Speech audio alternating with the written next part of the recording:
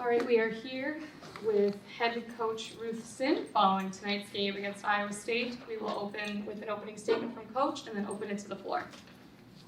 We were very excited about having an opportunity to bring Iowa State here to St. Thomas. And Iowa State is actually, last year's champions of the Big 12. And so they've got a lot as far as experience and program and knowledge, length, athleticism. But we were ready for the challenge. If you look at our schedule, we've taken our schedule a step up this past year.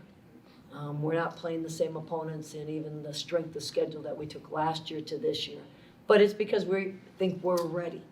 Now, there's moments in the game that you saw that, maybe we're not ready, but we want to learn and we want to grow. And I think our young ladies having the daringness to be able to find out what that next step is and what we have to do is going to help us in the long run. So I'm proud of our girls, and now it's the next step. How do we respond from this? How do we continue to keep focused on it? What do we have to do to get better? Because all these non-conference games are preparing us for the Summit League, and we want to be our absolute best when we hit Summit League play. We open it for questions. You obviously didn't shoot the ball very well. Do you feel like there were open shots that they normally make? And if that's the case, what happened? I think you saw that in the first few minutes. Yeah. We were getting some paint touches and getting some inside-out looks, and things look good. We were even getting multiple sides of the floor, so I think we had 4 offensive rebounds. And then all of a sudden, that ball didn't go in the hoop, and we kind of panicked a little bit, and we started to going out of character. And I think that's the key to the game, is how do you continue to stay true to what your identity is, what you need to do, and how do you do it without panicking. But you're absolutely right. That is not a shooting performance, 15% that we're used to. We're used to getting much better shots, but give them some credit because they had a lot of length. First side of the floor, we're not going to break down a 6'1", 6'2" team. Second side, third side, you saw that we were much better. And even our points per possession were showing that. But now we got to stay true to that. For those people who don't know, what's the difference between a mid-major team like yours and a high-major team in the way they're composed, the way they play, and what's the fundamental difference? Well, I think there's also some length and size that you're going to see with that.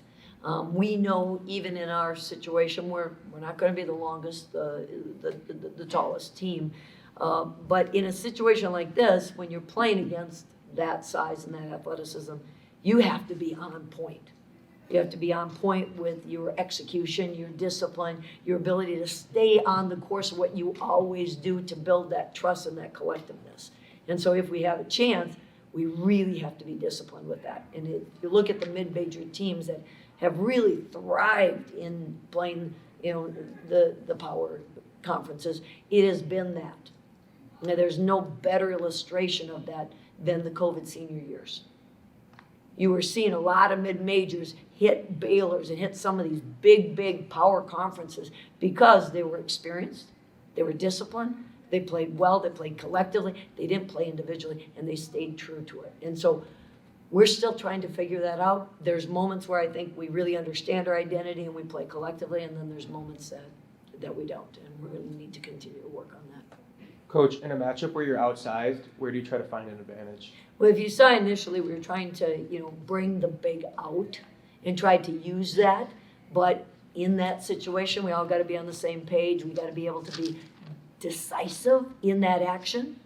And right now, we weren't decisive enough in exploiting those actions. And so we had to go away from that, which, again, you're going to have to find different ways to get that ball in the lane. And that was a lot to ask for our guards to be able to continue to do that, as opposed to we could have had the matchup with that. But right now, we weren't ready to. You took a lot more threes than you usually do. Was that part of the game plan, thinking that you had to do that to have a chance? I think if we could have gotten multiple sides of the floor, we could have gone more so inside, because we were looking to get rolls. But again, you got to get them to bite. When you're just playing on the strong side, that's never going to happen. So, 38 threes isn't exactly what we want. We even were looking at statistics when we got to multiple sides of the floor. Actually, 2 sides of the floor were at 1.0. One side of the floor, we were at 0.73, and then no paint touches, we were at 0.19. Well, do the math, So hopefully our young ladies will understand that, and so when the coaches are telling them we need multiple sides of the floor, we need a paint touch, they'll understand how to get that. We saw for many years in high school and AAU, Audie Crooks has played here many, many times. She's a unique talent. What challenges does she present? Yeah, she is definitely, she scores at a high rate. She really is very physical with that. And, you know, our idea is that we wanted to make sure it was difficult to get that ball into her. You know, we weren't gonna play behind because that was a losing proposition. And there was a lot of times where we missed our post coverages. And, you know, again, in a team like that, when the size and the athletic, you can't miss. And it's a technique situation. It wasn't really an effort, but it was a technique, and we can't miss on that. And that's the discipline part that we have to learn, is that, you know, I can handle getting scored on with that, but I can't handle bad technique in what we're doing. Ruth, how did you get Bill to agree to come up here and play this game? You know, it's interesting, they needed a game, and we needed to have a home game. And that's what we said. So we're going back down there next year with that. And it was kind of a situation that worked out. It's a win-win for them. Road trip is a 3-hour trip. I would think that he would take that. And so, you know, he's a great guy. He's about growing the game. And you see that. I really give Iowa a lot of credit, because Iowa basketball, they all play each other. You know, Iowa State plays Iowa, plays Drake, plays Northern Iowa. They all play each other because they know it's going to grow the game. And in Minnesota, we got to start doing that too. It's not about who wins or who loses. It's just growing the game and getting the excitement and the interest that we have two Division I teams. And Bill is about that. He's about growing the game and growing the interest. You just have to go back there next year, or do you have to go back the next 2 years? We'll go back to the next 2 years, yeah. Okay, Yep. Similar to what we have with Wisconsin. Wisconsin will be coming here as well. gotcha, okay. But it's exciting. That was something that I was really excited about. You know, we are really excited about the new arena that we come, but growing our fan base and our community and stuff, and it was really neat to see the students churn out for the game and the excitement about, you know, playing in Iowa State. You know, next time we'll show up a little better. Yeah, it was a pretty nice crowd. It was too. really Probably exciting. double what you usually have. Mm-hmm. No, definitely. Do you have to worry about a lingering effect of this loss because it's so one-sided?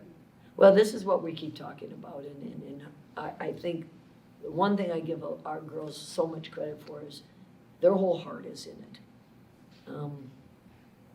They play for, their why is for each other and for the enjoyment of growth and opportunity and stuff. And so as coaches, we're gonna say, hey, what can we learn from this and how do we keep our focus on that? You know, so I hope not.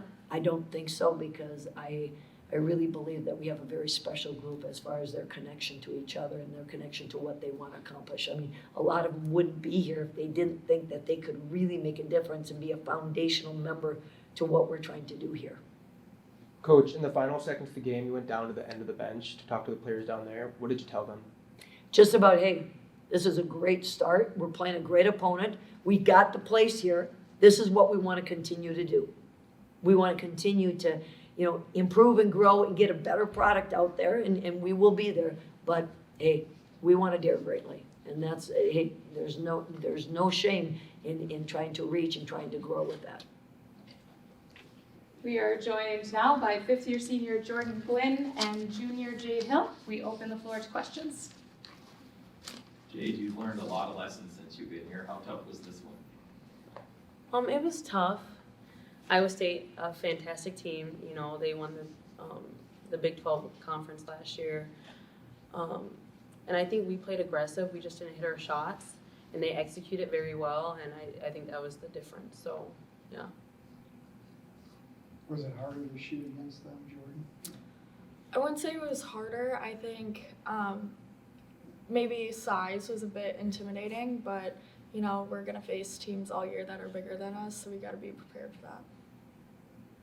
How hard is that when you start a game and the first one doesn't go in, and then the second and the third? You guys, I think, would start at 0 for 7 from 3 or something like that. How hard is that to keep shooting and to keep trying to stick with your game plan when you don't have that immediate success? Okay. It can be frustrating, but I think like knowing that our team, like everyone on the floor believes in you, is very encouraging and uplifting. Like, I mean, none of us had the best shooting night, and we're not like stop shooting. It was like keep shooting. Like this is what our team needs right now. Like they're gonna go in, they're gonna fall. So don't shy away from it. Just keep going. Jade, had you played against Nye too before? No, I knew she played with Paige though for North Chardon, but I've never played against her. So yeah. Jordyn, what's the mindset like when you go into the second quarter and you see a single-digit score on the board? I think after halftime and going into that second half, or did you say second quarter? Second quarter, sorry, my fault. Just like continuing to fight, like that's all we can do. And one thing that we can control is our effort. So we gotta do the control the controllables, and yeah, that was our mindset. For either of you, non-conference schedule this year is tougher than it's been the first couple of years of D1. What do you think you've learned about yourselves in this stretch of games that maybe you didn't know before the season started? I think just knowing that we are going to be undersized in most of our games, especially non-conference, we've been pretty undersized. So we talked in the locker room afterwards, what are 3 things that, you know, we can hold true, and like that's going to be our identity.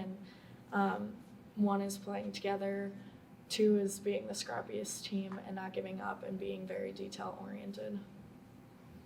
Jade, you still had 4 assists on a pretty poor shooting night from the team. How do you continue to have confidence in your teammates to just keep finding them? Well, I know my teammates are always in the gym, so I mean, I never lose confidence in them. Every shot they take, I'm like, well, that's it. We had good shots, they just didn't fall. So I don't. It doesn't really change my point of view or my perspective on any of their shooting or capabilities. Jordyn, when you first got here, did you think you'd be playing a team like Iowa State? No, I didn't, but I'm very grateful for the opportunity. Like Coach had said prior, they're a great team, and that was a great opportunity for us, and we thank them for coming here, and I'm excited to see what the team does the next 2 years against them.